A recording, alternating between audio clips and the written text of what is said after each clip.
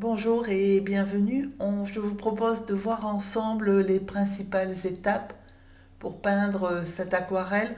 Elle n'est pas difficile techniquement. Je pense que la partie la plus délicate, c'est le kangourou. Alors, selon le cadrage, ça c'est le cadrage sur un petit format. Moi, je les peins sur un grand format que je vais vous montrer tout de suite. C'est la même aquarelle, hein, c'est juste le cadrage au niveau photo que j'ai changé. Alors, j'ai opté pour ce cadrage-là, donc pour un très grand format qui correspond à la photo de référence. Parce que moi, ce qui me plaisait, c'était l'immensité et du ciel et du premier plan. Et puis, au milieu de toute cette immensité, un kangourou. Voilà, donc ça, c'est la photo de référence. Et c'est ce qui m'a vraiment plu et c'est ce que je voulais rendre, hein, je voulais comme rendu. Et encore que la photo, le ciel est plus grand que ce que je l'ai fait. Moi, j'ai rééquilibré un peu parce que je voulais le kangourou un peu plus grand ma feuille. Mais voilà, donc c'était vraiment cette impression-là que je voulais rendre. Après, on peut cadrer plus rapproché, hein, ça change l'impression, mais après, c'est une question de goût. Alors, au niveau des couleurs, il faut un marron rouge, donc terre de sienne brûlée, terre d'ombre brûlée, voire marron tout court. Donc ensuite, le plus clair, c'est de la terre de sienne naturelle. Et le ciel, et puis pour faire les parties sombres, c'est soit de l'indigo, soit du gris de peigne ou une autre couleur qui vous plaît. Moi, j'ai utilisé l'un et l'autre, hein, en fait. Et ensuite, j'ai peint avec du blanc. Alors ça m'arrive très très rarement à l'aquarelle, hein, puisque généralement le blanc c'est le papier. Mais là, je me suis vraiment fait plaisir. J'ai peint aussi avec du blanc, notamment au niveau du ciel. Alors voilà, c'est un grand format, hein, vous avez vu les mesures, 36 par 48. Il y a quand même un encombrement. Et donc j'ai tracé mon petit. Il n'y a pas de blanc de liquide de masquage, hein, j'ai tracé mon petit kangourou, j'ai mis la ligne au niveau du sol, hein, donc très très finement pour pas que ça se voit à une fois la peinture mise. J'ai mouillé et ensuite j'ai mis mes. Alors au début je voulais faire le ciel indigo et puis finalement j'ai ajouté un petit peu de gris de peigne en même temps. Donc voilà, là j'ai mélangé les deux. Donc vous mettez, en fait c'est sur du mouillé, donc vous mettez j'ai accéléré par deux, hein. Euh, vous mettez votre bleu-gris là où vous avez envie qu'il soit. Moi, j'ai respecté, enfin, c'est pas une copie, hein, de la photo, mais je me suis inspirée entre autres au niveau du mouvement du ciel pour reproduire. Ça fait une diagonale en fait, le ciel est en diagonale. Et j'ai respecté ça, c'est pour ça que je penche mon papier dans le sens où je veux que la peinture aille. Alors, à partir de là, il y a deux solutions. Soit vous laissez, ce qu'on fait généralement, hein, le blanc des nuages, c'est le blanc du papier. Donc vous pouvez le laisser comme ça. Je me suis posé la question, hein, une fois que j'ai fini mon bleu, je me suis dit, bah, ça fait sympa comme ça. Et puis je me suis dit, je vais peut-être essayer, je vais peindre aussi avec du blanc, parce qu'après tout, dans le ciel, il y a que du bleu, enfin du bleu et du gris. Et du coup, j'ai sorti mon blanc. Donc, alors c'est soit de la gouache, hein, enfin il faut de la peinture opaque, hein, le blanc de Chine, là il sert à pas grand-chose. Donc j'ai utilisé donc mon blanc de titane et j'ai renforcé certains nuages. Voilà, donc j'ai remodelé certains nuages comme ça me plaisait, mais c'est une fantaisie de ma part, hein, c'est un choix de ma part, parce que si vous regardez, j'aurais très bien pu laisser comme ça. Mes nuages, ils sont faits. Donc après, c'est une question de choix. Euh, Soit vous faites juste du bleu-gris, enfin la couleur de votre ciel, et vous laissez les nuages comme ça. Soit vous testez, parce que c'est quand même marrant, soit vous testez et vous ajoutez du blanc. Moi, je me suis fait plaisir, je me suis dit, après tout, il n'y a pas de raison. Je sais que l'aquarelle, enfin, je veux dire, on peint rarement avec du blanc. Oui, alors j'ai essayé aussi, si vous voulez faire du gris, si vous prenez du bleu, un petit peu de terre de sienne brûlée, et ça vous fait du gris si vous n'avez pas de gris de peigne et que vous voulez un petit peu de gris dans votre ciel. Voilà, donc après, le jeu, entre guillemets, une fois qu'on est dans le mouillé, consiste à renforcer les parties du ciel que vous voulez bleu, enfin foncé, et à éclaircir. Alors, soit vous n'y mettez pas de peinture, soit vous allez, comme moi, jouer au blanc, parce que moi, du coup, comme j'avais pris ma décision de mettre du blanc, j'ai moins fait attention que d'habitude à garder mes zones blanches, puisque de toute façon, je savais que je pourrais les éclaircir comme, à peu près comme je veux. Donc là, c'est le bleu, donc bon, je bouge toujours, mais ça, ça, c'est inhérent à ma façon de peindre. Et bon, comme c'est un grand format, ça demande quelques aménagements.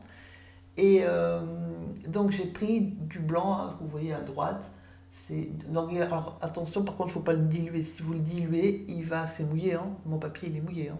Le papier, il brille, c'est hyper mouillé. Hein.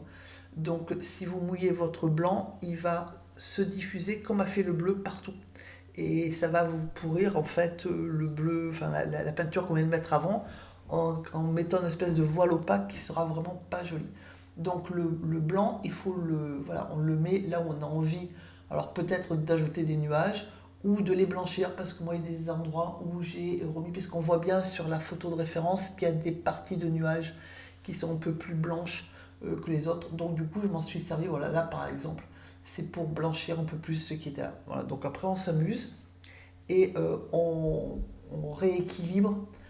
Ensuite, hein, au niveau du bleu, si on trouve qu'il y a des parties qui sont un peu blanches, moi par exemple par rapport au kangourou, donc à l'arrière du kangourou, ça pose pas de problème qu'il y ait beaucoup de nuages parce que la peinture est foncée.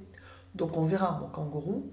Mais devant où c'est plus clair, voilà, il y a des endroits où j'ai rajouté peut-être un petit peu, il faut peut-être rajouter un tout petit peu de peinture et puis aussi un tout petit peu en bas parce qu'on ne peut pas avoir non plus une ligne blanche au-dessus du sol. Donc voilà, après il faut choisir où vous avez envie d'ajouter du bleu. Et à partir de là, donc une fois que ça vous convient, vous pouvez soit laisser sécher par précaution, surtout si vous débutez un peu l'aquarelle, il vaut peut-être mieux prendre cette solution. Sinon, j'ai pris donc de la terre de sienne naturelle et de la terre de sienne brûlée et j'ai continué à peindre vers le bas, c'est-à-dire de manière à raccorder mes herbes au ciel et au premier plan. Et donc, du coup, il faut le peindre dans le sens des herbes, mais il ne faut pas trop diluer vos couleurs, sinon elles vont faire comme le bleu tout à l'heure, hein, quand on a mouillé le papier et qu'on a mis le bleu du ciel, ben, ça se diffuse un peu anarchiquement, un peu n'importe où, et vous allez avoir des couleurs dans le ciel qui ne seront pas terribles. Voilà, donc après, soit vous attendez que ça sèche, soit vous le faites. Moi, je l'ai fait directement, je suis passé juste en bas, j'ai continué. Alors après, pour le premier plan, moi, j'ai changé un tout petit peu parce que c'est manifestement de la neige, je pense, hein, sur un champ. Euh, Moi, j'ai pas tout à fait fait ça, j'ai pas laissé tant de blanc que ça. C'est un choix, hein, j'aurais pu laisser plus de blanc. J'ai donc opté pour du gris de peigne, de la terre de sienne brûlée, et donc mélangé. Je l'ai passé, vous avez vu, au pinceau, ou bien on peut le faire avec la carte. Et ensuite, bah, vous choisissez soit de laisser à sec, comme c'est fait au départ, soit d'humidifier, hein, au vaporisateur ou au pinceau, de manière à avoir des plages un peu plus colorées. Moi, c'est le choix que j'ai fait. Voilà, donc après, ça, faut laisser sécher après, par contre, hein, bien. Et une fois qu'on a laissé sécher, on commence à mettre quelques petites herbes de manière à un peu plus foncé, hein, de manière à commencer le décor. Et surtout, on va faire le kangourou. Donc le kangourou, le marron foncé, c'est de la terre de sienne brûlée avec du gris de peigne. Voilà, mais vous pouvez obtenir quasiment la même chose avec du bleu, hein, du, du bleu d'outre-mer. Donc j'ai humidifié la partie du kangourou que j'allais peindre, mais pas la queue. La queue, par contre, je l'ai faite à sec. Le kangourou, donc on voit bien qu'avec la même couleur, quand c'est à sec, c'est plus foncé que quand c'est sur l'humide, ce qui est logique. Donc j'ai peint en partie la queue du kangourou et ensuite elle va être en partie masquée par les herbes, hein, qu'on remettra par-dessus. Donc voilà, on peint le kangourou. Donc j'ai pris le défi, c'est de partir d'une couleur un peu foncée à gauche, donc avec terre de sienne brûlée et beaucoup de bleu à gauche, et progressivement de passer à la terre de sienne brûlée. Alors pas forcément toute seule parce que c'est plutôt rouge comme couleur, enfin ça tire vers un marron rouge, et là c'est un kangourou qui est brun en fait, hein. Donc voilà, mais il faut abaisser la quantité de bleu au fur et à mesure qu'on va vers la droite et voire en dernier ajouter un tout petit peu de terre de sienne naturelle.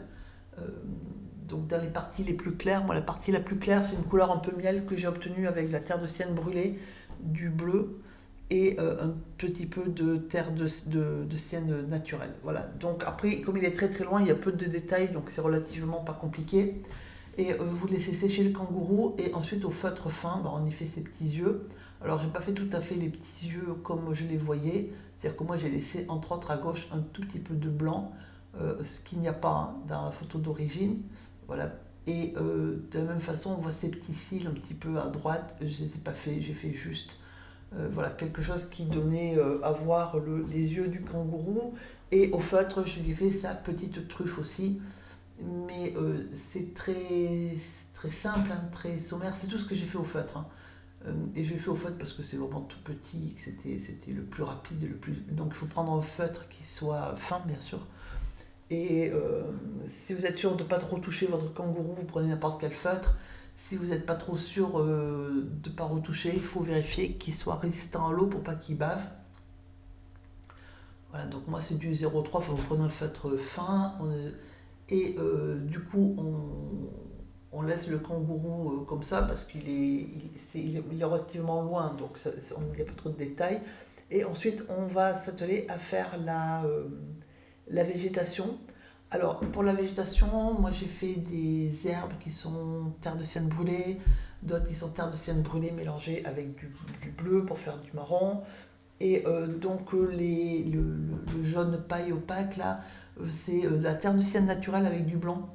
Parce que si vous mettez la terre de sienne naturelle, bah, elle est un peu jaune déjà. Et puis ensuite, elle est transparente, donc ça passera pas sur le foncé.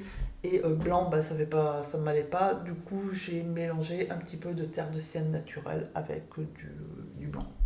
Voilà. Et puis ensuite, bah, vous faites vos petites herbes. Hein. Je vous avais proposé il y a quelques mois, quelques semaines, une vidéo qui était vraiment. C'était quasiment ce style-là sans le kangourou. Donc voilà, techniquement, je vais me permettre de vous renvoyer si vous voulez voir un peu plus de détails, hein, et plus en détail voir comment on fait les herbes, parce que là c'est vraiment les finitions. Donc moi des herbes, j'en ai mis un petit peu comme un peu plus que ce qu'il y a sur la photo de référence, j'en ai mis aussi au niveau du premier plan, de manière à aussi habiller mon premier plan.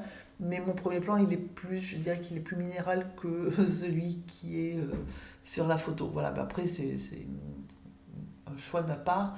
Et donc, au niveau du pinceau, par contre, évidemment, pour faire les herbes, j'ai pris un pinceau fin, hein, puisque, en gros, c'est le gros pinceau pour le ciel et le premier plan, et le pinceau moyen pour le kangourou, et le pinceau fin pour les herbes. Voilà.